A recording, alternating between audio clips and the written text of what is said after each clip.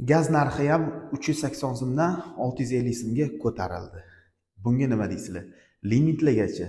Limitli oyiga 100 kubadan 500 kubagacha. 100 kuba yoz mavsumi uchun, 500 kuba qish mavsumi uchun.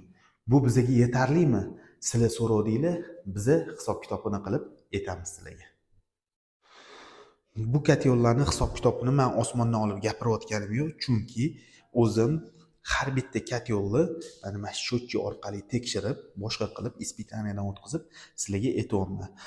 Xo'p, birinchi katyolim samotok sistemaga qo'yilgan 350 kvadrat joyga ishlaydi. Bu kuniga, sutkasiga 18 kuba gaz расход qilyapti.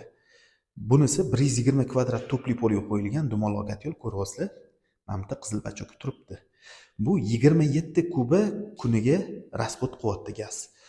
Mana bu bollerimizga keladigan bo'lsak, bu bollerimiz sutkasiga 7 kuba gaz расход qiladi. Chunki issiq suv ishlatishingizga qarab turib расход bo'ladi. Yana 3 kuba gazni plitaga qo'shib yuboradigan bo'lsak, shunda bizda 55 kuba kuniga расход bo'lyapti. Shunda oyiga 1650 kuba gaz расход qilayotgan ekanman o'zimni xonadonimga. Qolganlarning xonadonini bilmayman. Xo'p, shunda men qanaqa pul to'layman? Yozgi mavsumda, misol, mana bu katyol o'chib turadi, bitta mana bu boller yoqib turadi. Shunda, misol uchun buni 5 kuba расход qilyapti desak, shunda 150 kuba gaz расход qilyapman. Shunda 100 kubaga 650 so'm, qolgan 50 kubasiga 1,5 ming so'mdan расход qilyapman. Shunda yozgi расходim meni 140 ming so'mni tashkil qilyapti. Mana shu titan uchun. Endi gaz plitani hisoblamadim.